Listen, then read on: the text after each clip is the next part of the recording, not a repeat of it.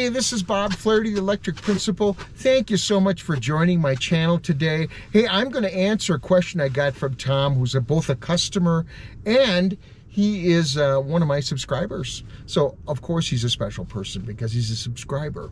And what he wanted me to do is do a brief video on how you set up charging at home so that the car doesn't charge during peak hours. And what that simply means is utility companies try to dissuade you from charging during peak demand times for power. And so they raise the prices during those times. In Fort Collins, they raise it 5 times as much as off-peak. Off-peak is when there's less demand, and it's only 8 cents a kilowatt here in Fort Collins. So it's always a good deal in our community and most urban areas that charge you extra during peak time. So here's a simple way to do it, and we try to keep it as uncomplicated as possible. First of all, we're going to go to the charging menu on the main screen. And we already have this. We know it's got some power in it. You know, I don't drain it to 0. So it's at 59% right now. Let's say we just pulled into our garage. The car's at 59%. I have 143 miles on the car. And I'm going to determine how much charge do I need tomorrow. Well, you know, if I need 100% because I'm going on a big road trip, I might do that. Otherwise, I'm going to just click on 80. And if I'm just going to be in town and do barely any driving, I could even just click it to 60% or so. Just barely enough to get me going for the day. So that's basic charging. There's nothing to it. You plug your car in, it'll start to immediately charge. No ifs, ands, or buts. And you know, if you live in an area that doesn't regulate your power in terms of peak periods, well, that works just fine. But let's say you live in Fort Collins or in neighborhoods like ours. You're going to want to click on the location button, and you're going to want to put in your home when you park in your garage. Wait till you're in your garage. This is hooked up to the GPS, right? So we're going to call this spot home, even though it's Ed Carroll's parking lot. We're going to call this home, and we're pretending we're in a garage. So we're going to click OK. All right, well, we're set to start programming this so that we're not charging during peak times. Well, the first step on this is click on the clock icon, and we can switch the time to any time we want. And the question is, what time am I leaving the house at? Well, I'm going to leave at 8 a.m. Actually, let's leave at 7:30. That's more realistic. Stop and get a Diet Coke. We're good. So 7:30, and then I pick the days of the week that I want this to charge. Now, right now it's on repeat, so I'm just going to do it.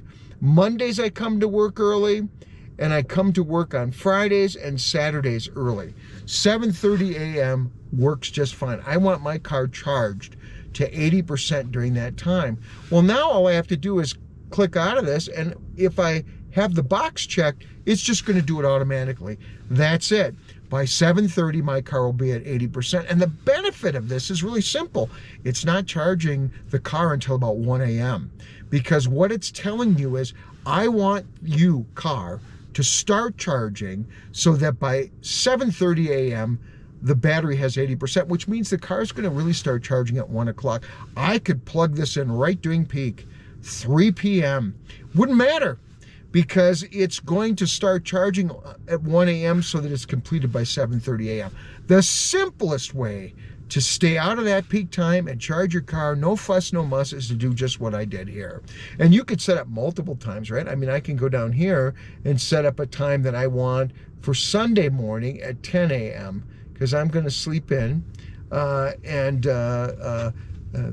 would allow me to do so. 10 a.m., this car will be charged by it. I've got 2 different schedules. If I go back, if I click both those schedules, they're both set. Really simple. Not much to it, all right? But the ID4 offers you some other parameters besides that, and we can just slide down the list here.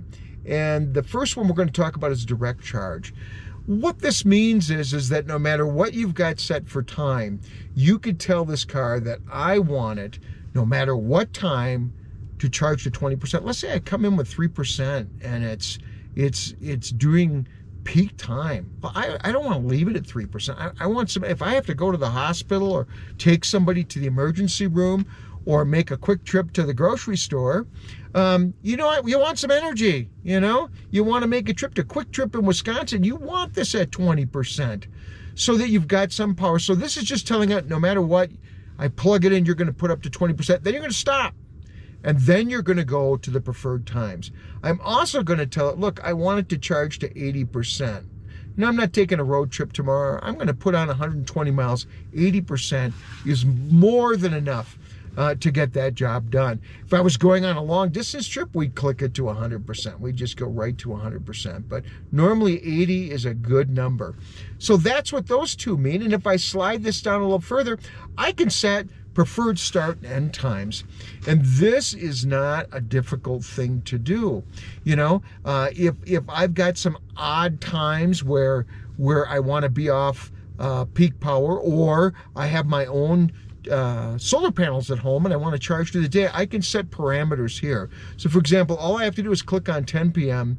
and I could say, look, I want you to start charging between 9 a.m. and noon. You know, the idea behind this is, you know, it's not going to charge before 9 p.m. and it's going to not charge after 11:55, the way this is set up. So that's how you set up your times where you don't want it to charge during peak power. You know, if I had a solar panel, I'd do something completely different. I would say, look, I don't want this to start charging until, let's say, 7 a.m. You know, the sun's up. It's winter here, right? So it takes a while. Let's say 7 a.m. And, well, let's get to the right spot here, Bob. You're not paying attention here. 7 a.m. Let's get the fingers to work. All right, 7 a.m. And I want it to charge till 5 p.m. because it gets dark early. So 5 p.m. So now I'm telling it that's my preferred charging time. I'm going to do it when the sun's out. If the sun's not out, I'll have to use regular power. But that's how I'm going to get my inexpensive charging done. So that's basically how that system works. I just want to note two other things on this menu that you might have spotted. They're a little off base. You notice it says reduce AC charging current. That's if you got go to a house and you visit a home with and you need to plug in your car and you get your 110 charger, but you know they've only got 15 amp circuit breakers and they're popping those. You might want to reduce the charge. This is to preserve it so that you don't strain the electrical system at a house that's got inadequate electricity for charging. And then unlock AC, well, that's just what it says. Your charger's going to unlock when you're done charging, and that's a good thing for home. It just makes things simple. You walk up to your car, you pull the charging plug out. You don't have to do any steps to unlock it. So that's a good button to push. So in a nutshell, folks, that's how you set up charging for home with the ID4. It's a relatively simple process, nothing too complicated. I hope that helps you out. I hope that saves you some money. And that you're not going to be charging during peak times because you want to avoid that.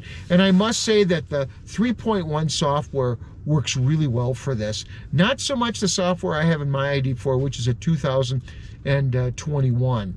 That was not ready for prime time.